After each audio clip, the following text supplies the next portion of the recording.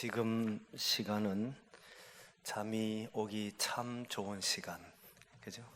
놀기 좋은 시간이 아니고 잠자기 좋은 시간, 이런 시간인 것 같습니다. 그리고 사실 우리 새로운 부목사님이 부임했으니까 어떤 성도님 가운데는 우리 부목사님이 부임 설교를 기대하고 오신 분이 있을지도 모르겠습니다. 애석하게도 제가 오늘 설교합니다. 부임 설교는 다음 주에 하게 될 겁니다. 그때 많이 기대하시고 또 기도하면서 은혜 받으려 오시면 좋겠어요. 목회자는 설교할 때 성도님들이 잘하나 못하나 보자 이러면 곤란해지기 시작합니다. 은혜 받으려고 하는 얼굴만 보이면 힘이 나요.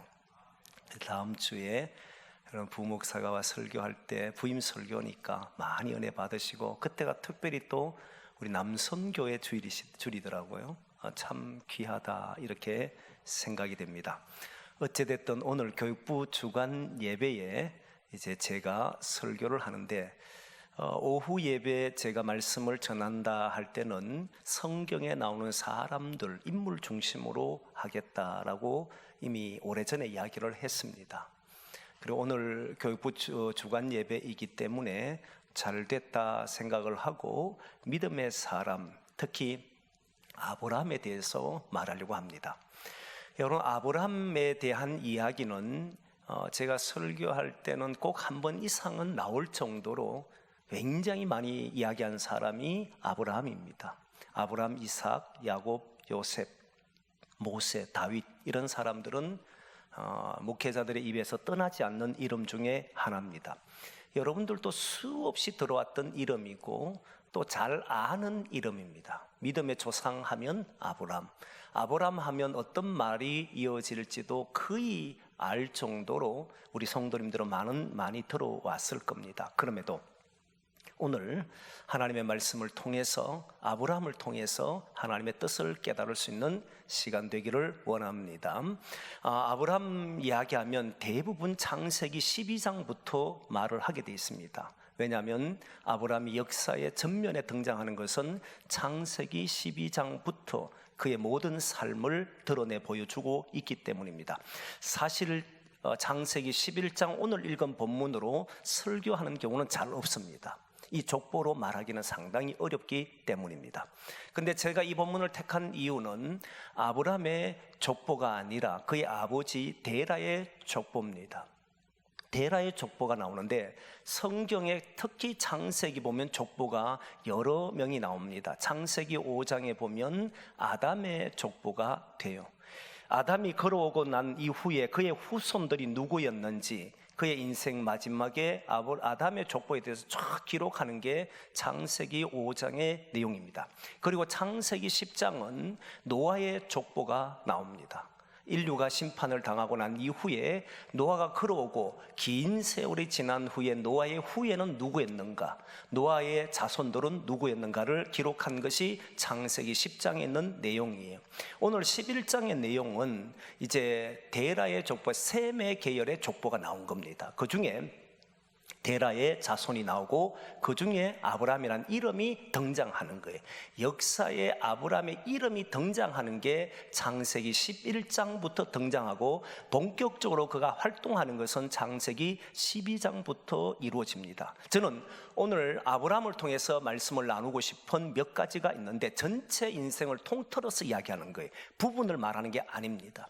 통틀어서 이야기할 때에 아브라함, 특히 저는 교육부에게 이런 마음을 가지고 교육을 해주십사 하는 마음이 있습니다. 그게 뭐냐면 아브라함을 통해서 깨달은 은혜니까 아브라함은 시작이었습니다. 창세기 1장에 태초라고 하는 말이 시작이잖아요. 성경은 언제나 시작을 합니다. 시작을 하는데 조금 전에 이야기했던 아담은 어떤 시작이냐면 하나님이 창조하실 때 첫 사람이었다라고 말하지만 동시에 그가 경험한 것은 하나님에게서 쫓겨나서 범죄한 이후에 쫓겨난 이후 그는 죄인으로서 시작한 사람이었습니다. 죄인으로서 죄인이 뭔지 첫 번째 마주했던 사람이 아담과 하와입니다. 그게 창세기 4장부터 시작되는 거잖아요. 에덴 동산에 쫓겨난 아담과 하와는 그의 전 인생 과정이 죄인 하나님에게서 떨어져 나온 사람이 어떻게 사는지를 보여준 사람이 아담이었습니다. 그리고 노아는 하나님께서 홍수, 물로 심판한 이후에 심판한 이후 사람들이 어떻게 살아가는지, 인류가 완전히 멸망당하고 난 이후에 새롭게 시작하는 인류는 어떻게 사는지를 보여주는 것이 바로 노아입니다. 그런데 아담과 노아는 같은 길을 걷게 되는 것을 보게 됩니다. 여전히 죄인으로 살아가는 거죠. 그런데 아브라함은 조금 달랐습니다. 여러분, 오늘 성경을 읽으면서 또는 창세기를 읽으면서 이상한 점을 발견한 게 있습니까? 그게 뭐냐면 아담의 족보도 있고 이스마엘의 족보도 있고 그두라의 족보도 있습니다. 아브라함의 후처였던 그두라가 낳은 자식들이 창세기 20장에 가면 그 족보가 나옵니다. 그두라의 후손은 누구인지, 그리고 아브라함의 자손이었던 이스마엘의 후손도 족보도 창세기는 나옵니다. 그런데 아브라함의 족보는 없습니다. 아브라함의 후손들이 어떻게 살았는지, 아브라함, 이삭, 야곱, 요셉이라고 하는 이런 사람들의 삶에 대한 이야기는 있어도 족보라고 해서 특별히 따로 장을 떼어놓고 아브라함은 누구를 낳았고 하는 내용은 없어요. 그 내용은 어디에서 나오냐면 역대상 1장, 2장, 3장에 보면 아브라함의 후손들이 기록되는데 역대기에 갔어야 비로소 아브라함의 족보 계보가 나왔고, 신약에 오면 예수님의 족보 속에 아브라함과 다윗의 계보라고 하면서 아브라함의 이야기가 나왔던 겁니다. 이 내용은 무엇을 의미하느냐 하면, 놀랍게도 성경은 아브라함부터 새롭게 뭔가 출발하고 있었다는 것을 보여주는 거예요. 지금까지는 계보라고 하는 인간의 계보에 따라서 어떤 사람이 태어났는지, 누가 태어났는지 쭉 보여줬다면, 아브라함부터는 전혀 다른 길을 걷고 있음을 드러낸다는 거예요. 그게 무엇이냐면 믿음의 길이었다는 겁니다. 전혀 다른 길이었어요. 믿음의 길은 족보를 따지지 않습니다. 이는 이미 지난 시간에 한번 이야기했잖아요. 사람은 혈통을 떠나서 살지를 못합니다. 모든 사람은 혈통을 가지고 있고 혈통 속에서 살아가려고 합니다. 그러다 보니 누구의 자손이냐, 누구의 혈통이냐를 대단히 중요하게 여깁니다. 그런데 성경은 처음에는 혈통을 중요하게 여기는 처럼 보였지만 아담의 족보든 노아의 족보든 모두 그것은 죄인의 족보에 불과했고 전혀 다른 길을 걷는, 아브라함과 전혀 다른 길을 걷는 사람들의 모습이었습니다. 그런데 아브라함은 그 다음부터 족보가 나오지를 않아요. 그두라의 족보가 나오는데 그두라도 믿음의 계승을 이었던 족보가 아니잖아요. 이스마엘도 동일했습니다. 성경은 이제부터는 역사가 달라지는데, 지금까지는 혈통을 따지는 민족이었다면 그 민족이 아니라 믿음으로 사느냐 살지 않느냐에 따라서 결정되게 된 겁니다. 그래서 아브라함은 족보가 없습니다. 그리고 그 길을 걷느냐 안 걷느냐, 그 길만 있었던 거예요. 여러분, 오늘 본문에 보니까 데라의 자손이 나오는데, 데라는 아브람과 나홀과 하란을 낳았고, 하란은 일찍 죽었고 그 아들이 롯이라고 하는 아들을 낳고, 롯은 이미 하란이 죽었기 때문에 이제는 삼촌이었던 아브람을 따라다녔던 것으로 보입니다. 그렇게 따라다녔잖아요. 그래 아브람은 조카 롯을 자기 자식처럼 생각하고 데리고 다닌 것으로 성경은 우리에게 보여주지 않습니까? 그런 내용이 창세기 11장에 나오는 내용이에요. 아브람이 누구의 아들이었는지, 그리고 어떻게 살아왔는지 내용은 없지만 누구와 함께 지내왔는지 그 과거의 행적을 보여주는 것이 창세기 11장 오늘 읽었던 내용이에요. 그런데 창세기 12장으로 넘어가면서부터 아브람은 지금까지 걸어왔던 길과는 전혀 다른 길로 걷습니다. 저는 여기에서 교육부나 우리 성도들에게 제게 주는 말씀이 있다고 생각합니다. 뭐냐면 우리는 시작을 해야 한다는 거예요. 무슨 이야기냐면, 한동안 우리 사회가 약 한 15년, 20년 전에 차별화라고 하는 용어가 굉장히 사회 이슈였습니다. 차별화되어야 된다. 교회도 다른 교회와 차별화되어야 된다. 저도 거기에 대한 관심이 참 많았습니다. 교회는 백화점처럼 나열되어 있었습니다. 이 교회 하는 교회 일을 저 교회도 다 합니다. 모든 교회가 하는데 우리 교회만의 특징은 무엇일까? 이 고민을 한 적이 있었습니다. 근데 차별화라고 하는 것은 그 분야의 특수한 분야만 해서, 그래서 교회들마다 선교 교회라고 하는 교회를 만들기도 하고 이렇게 해서 선교 분야에 집중하겠다는 이런 말이었습니다.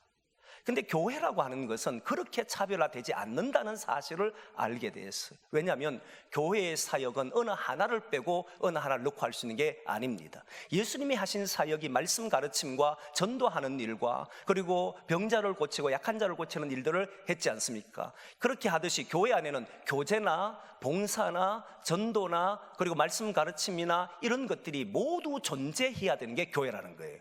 어느 한 분야를 떼서 그 분야에서 특별히 차별화한다는 것은 성경적일까라고 하는 생각을 가진 적이 있었습니다. 그게 아니구나. 그러면 뭐가 돼야 되느냐라고 했을 때 교회는 선도해야 한다. 시대를 이끌어 가야 된다.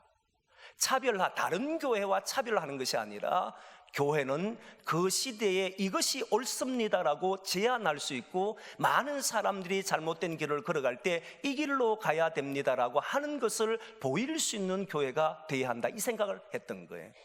지금 시대와 맞추어서 발맞춰서 하는 것이 아니라 지금 시대에서 빛의 길이 무엇인지를 새롭게 시작하는 교회가 되어야 한다. 이것이 제가 시간을 지나며 말씀을 보면서 깨달았던 겁니다. 그래서 우리 교회는 저는 각자가 받은 달란트를 가지고 했으면 좋겠다, 시작을 좀 누군가가 했으면 좋겠다라고 했고, 지난해에 누군가 시작을 했을 때 우리는 그 열매를 봤잖아요. 시작하는 것은 되게 어렵습니다. 시작이라는 게 참 좋은 단어지만 그러나 시작하면 참으로 어렵다는 걸 잘 압니다. 특히 누군가가 해보지 않은, 누군가가 하지 않은 길로 가는 것을 우린 시작이라고 이야기하잖아요. 그 시작을 하면 실패할 가능성이 너무나 높기 때문에 사실은 주저합니다. 그래서 사람들은 따라가려고 합니다. 남의 한 것을 뺏겨와서, 남의 한 것을 배워와서 그것을 우리 교회에 접목시키거나 하려고 하는 생각들이 많습니다. 저와 함께 했던, 제가 교육 목사로 있을 때에 저와 함께 했던 교육 전사님들에게 1년에 연구할 수 있는 비를 교회에다 요청을 해서 책정해 준 적이 있습니다. 그런데 교육 전사님들이 배우러 가는데 선진교회를 배우러 간다 이야기를 합니다. 프로그램을 배운다 갈 때 저는 모두 다 못 가게 막았습니다. 이유가 뭐냐면 그 시대의 빠름은 우리가 생각했던 것보다 빠릅니다. 여러분 이런 이야기 아시죠? 제가 한 번씩 이야기했기 때문에. 지금 요즘 TV를 보시면 삼성에서 반지 링을 만들어서 지금 발표를 했지 않습니까? 굉장히 선풍적 인기를 끌고 있습니다. 그런데 우리는 뭐 하고 있느냐면 그걸 앞으로 사는 사람일 겁니다. 이 사람들은 우리에게 물건을 팔아놓고 뭘 하겠습니까?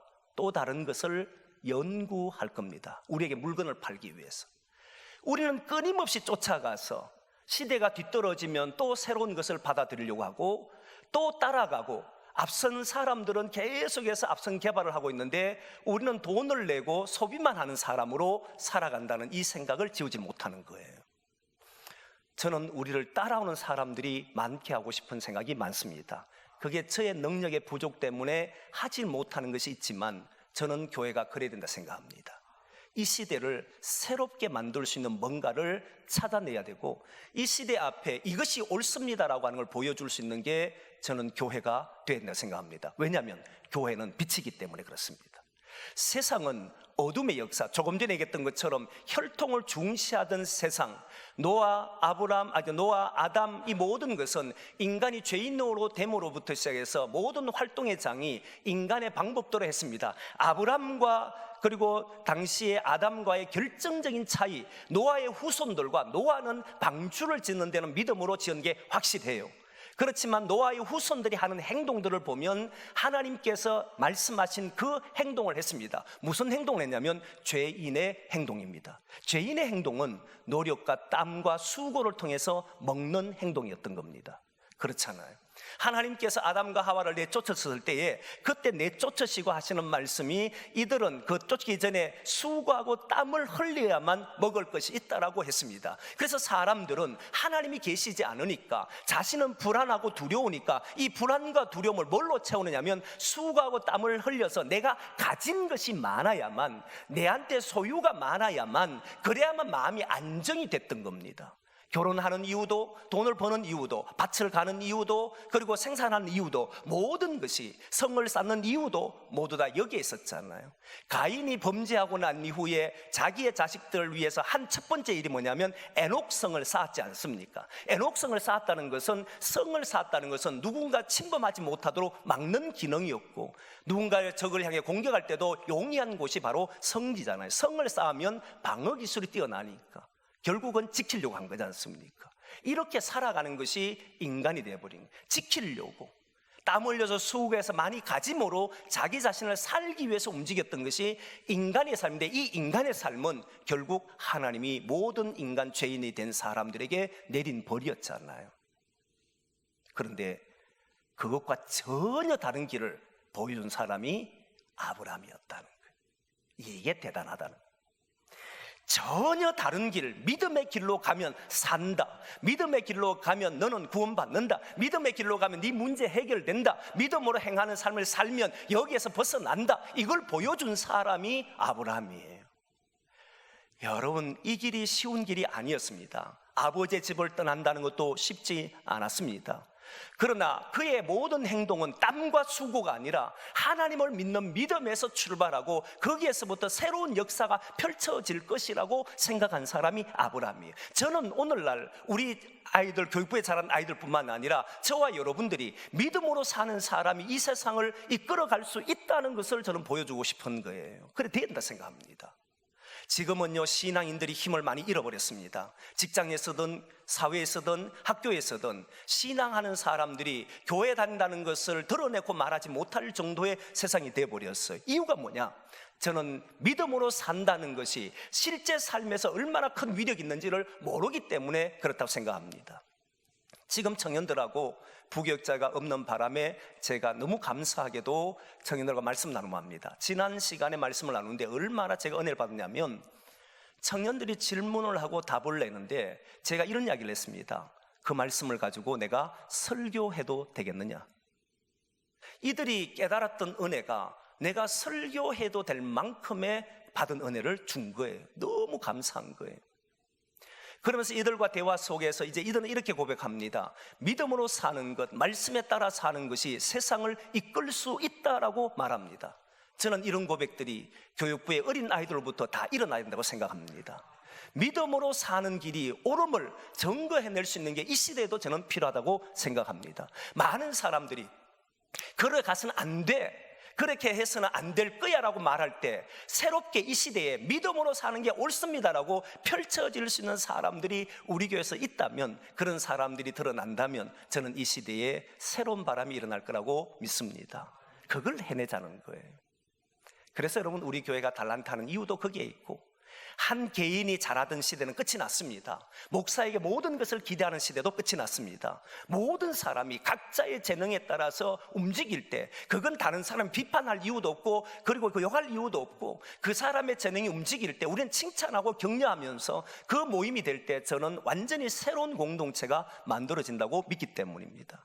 평신도가 움직이는 교회, 목회자의 움직임이 아니라 평신도들이 각자의 역할을 할 수 있는 교회를 만들 수 있다면 저는 이 시대의 모델이 될 수 있다고 확신합니다. 그렇게 만들어 가자는 거예요. 뭔가 차별화가 아니라 뭔가 이 시대에 새로운 것을 제시할 수 있는 교회가 돼보자는 거예요. 우리 아이들에게는 믿음으로 사는 게 옳다는 것을 해보자는 거예요.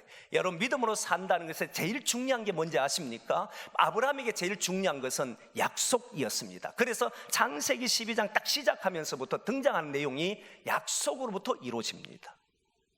믿음의 행동에는 다른 노력은 땅이 필요하고, 노력과 수고할 때는 시간이 필요하고, 노력과 수고할 때는 내 열정이 필요하고, 이런 것이 필요하지만 믿음에 필요한 것은 약속입니다. 약속이 반드시 있어야만 그 약속에 따라 나타나는 것이 네가 믿을 것이냐 말 것이냐는 결정이 되는 겁니다. 그래서 여러분 보면 애굽에서 나올 때에도 이스라엘 백성들이, 여러분 생각해 보면 애굽에서 나온 이스라엘 백성들이 40년 동안 광야에서 헤맬 거라고 생각을 했겠습니까? 몇 달만 견디면, 아니 참 며칠만 견디면 이제 가나안 땅에 들어갈 것이다, 이런 기대를 가지고 안 나왔겠어요? 그런데 시간이 지나도 안 갑니다. 근데 주변의 사람이 보면 웃기잖아요. 저들은 애굽에서 나와서 가나안 땅을 간다는데 계속 돌아다녀요. 그런데 보면 물이 없는데도 뭔가 돈을 벌려고 하질 않아요. 이상하지 않습니까? 거기에서 물이 없으면 물을 만들려고 하고, 먹을 것이 없으면 먹을 것을 해야 되는데 그런 것을 하질 않습니다. 사람들이 이해하지 못했을 겁니다. 그리고 당사자들도 이해하지 못했을 거예요. 아니 저 사람도 이상한 사람들 아니야? 지금 먹을 거 없으면 빨리 정착해서 먹을 걸 찾아야지, 왜 저렇게 돌아다니만 해? 바보처럼 왜 이렇게 저래 살지? 그런데 여러분, 그들에게 있었던 게 무엇인지 우리는 알잖아요. 가나안 땅, 약속의 땅이 있었던 겁니다.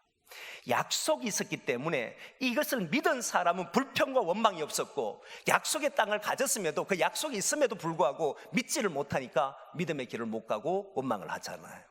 이게 차이라는 거예요.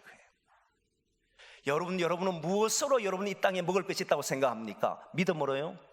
내가 노력함으로? 제가 많은 이들에게 물어봅니다.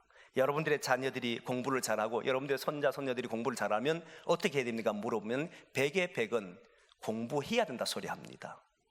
저는 아니라고 생각한 사람입니다. 웃기잖아요. 공부해야지 잘하지, 공부하지 않고 어떻게 잘합니까? 저는 믿어야만 된다고 생각한 사람입니다. 이상하지 않습니까? 믿어야 되는 것과 공부해야 되는 게 뭐가 차이가 있습니까? 돈을 많이 벌려면 믿어야 됩니까? 땀 흘려야 됩니까? 사람들은 모두 다 땀을 흘려야 된다 이야기할 겁니다. 그런데 저는 믿어야 된다고 생각한 사람입니다. 이유가 무엇이냐면, 자기 혼자의 노력과 수고는 제가 항상 이야기하지만 능력 있는 사람은 그 능력만큼 하게 되어 있습니다. 없는 사람은 얻지 못합니다. 그 이상은 누리질 못합니다. 그런데 하나님의 약속을 믿고 사는 사람은 하나님의 능력이 임합니다. 하나님이 가르쳐 줍니다. 어느 길로 가야 될지, 어떻게 해야 될지 하나님이 지혜를 줍니다. 하나님의 지혜를 가진 사람은 이 땅에는 모든 지혜를 가진 사람보다 능가합니다. 저는 그걸 믿어요.